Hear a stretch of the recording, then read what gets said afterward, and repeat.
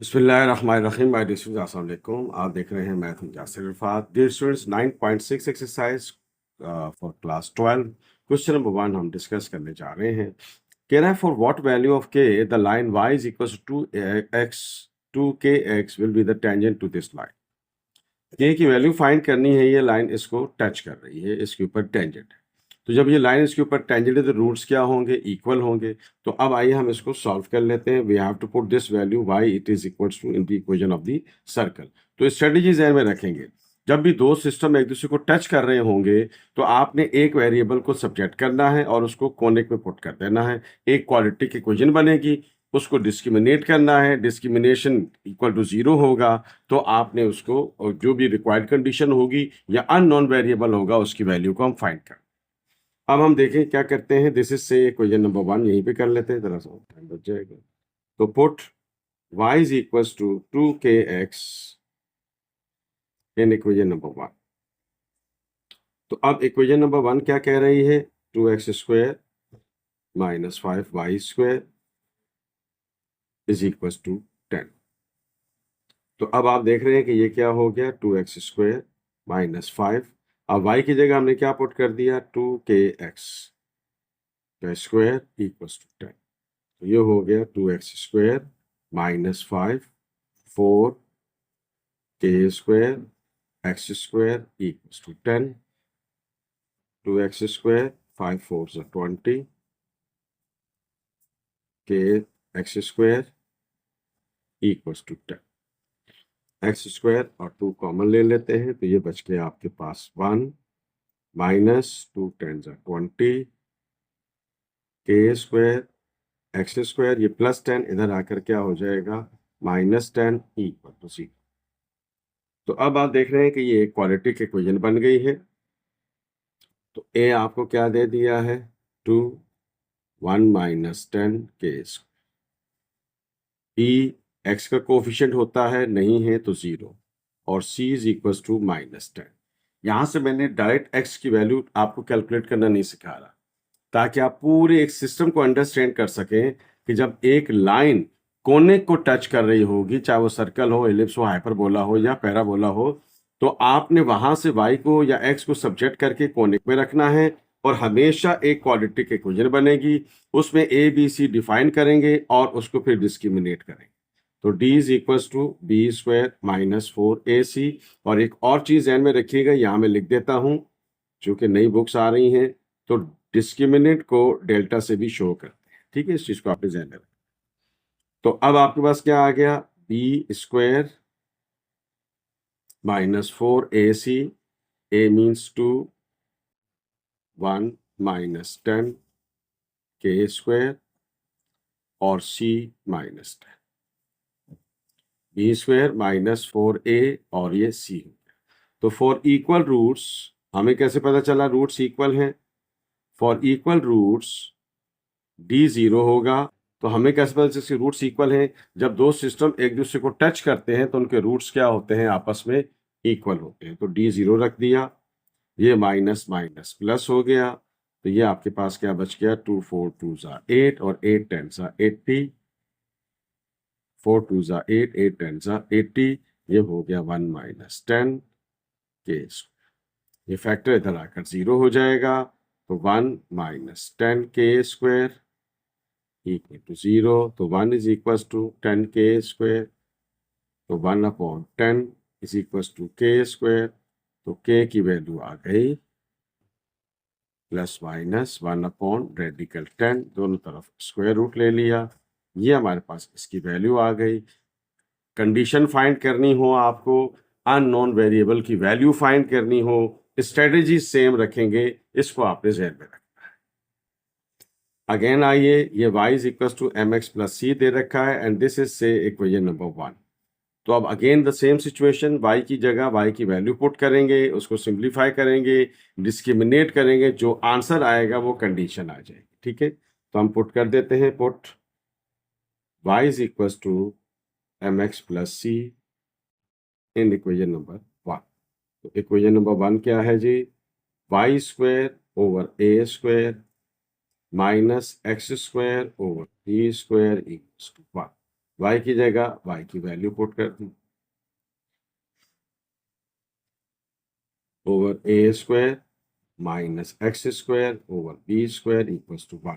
तो आपने स्ट्रेटेजी जहन में रखनी, दो सिस्टम टच कर रहे हैं, एक वेरिएबल को सब्जेक्ट करेंगे, कॉनिक में पुट करेंगे, उसको अल्जेब्रिकली सिंप्लीफाई करके क्वालिटी इक्वेशन का फॉर्मेट देंगे और फिर उसको डिस्क्रिमिनेट करेंगे, डी जीरो रखेंगे, कंडीशन होगी तो कंडीशन आ जाएगी, अननोन वेरिएबल होगा तो उसकी वैल्यू आ जाएगी। इस बात को आपने जहन में रखना।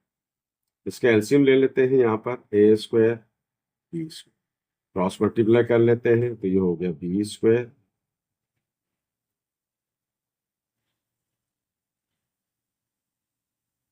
एक और चीज है में रखें कि जब आपको दो फ्रैक्शंस दे रखी हैं और वो अलग अलग हैं या नहीं है जो भी है, इन दोनों के डिनोमिनेटर को आपस में मल्टीप्लाई कर लें और फिर इनको क्रॉस मल्टीप्लाई कर लें, एलसीएम आ जाएगा। इतने लंबे चक्कर में पढ़ने की जरूरत नहीं है। This is the very easy trick to take out the LCM of two fractions. तो अब आइए हम इसके फॉर्मूला लगा देते हैं, a square plus 2ab plus C. इस पे हमने a plus b whole square का फॉर्मूला लगा दिया। ये हो गया minus A square x square equals to a square B square. ये ए स्क्वायर बी स्क्वायर डिवाइड हो रहा है, 1 से आके मल्टीप्लाई। अब आप बी से मल्टीप्लाई कर दीजिए तो ये हो गया B square M square x square. ये हो गया 2mc बी स्क्वायर एक्स। ये हो गया बी स्क्वायर सी स्क्वायर। ये हो गया माइनस ए स्क्वायर एक्स स्क्वायर। ये हो गया ए स्क्वायर बी स्क्वायर। तरतीब दे देते हैं, एक्स स्क्वायर के करीब कर लेते हैं तो ये हो गया एम स्क्वायर एक्स स्क्वायर। ये हो गया माइनस ए स्क्वायर एक्स स्क्वायर। ये हो गया 2mc B square x square x. तो ये हो गया B square C square minus A square B square equal to 0। ये प्लस ए स्क्वायर बी स्क्वायर हमने दर्शाया। यहां से आप ए स्क्वायर कॉमन ले, एक्स स्क्वायर कॉमन ले लीजिए तो ये हमारे पास एक स्टैंडर्ड फॉर्म में क्वाड्रेटिक इक्वेशन बन गई।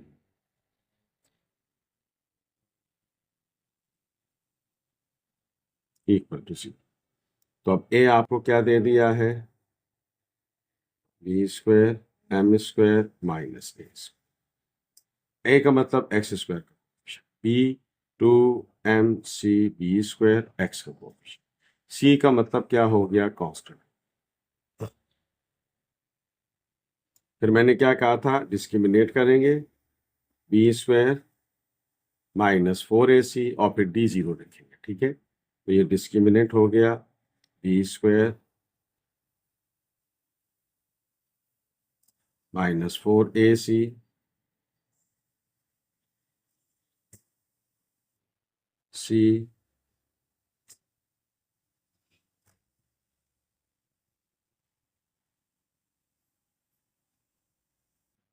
ये।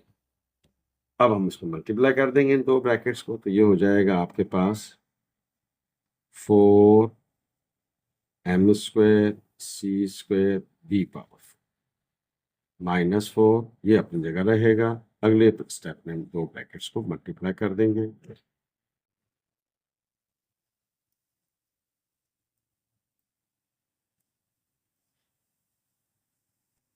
ओके स्टूडेंट्स, 4 कॉमन ले लिया और फॉर इक्वल रूट्स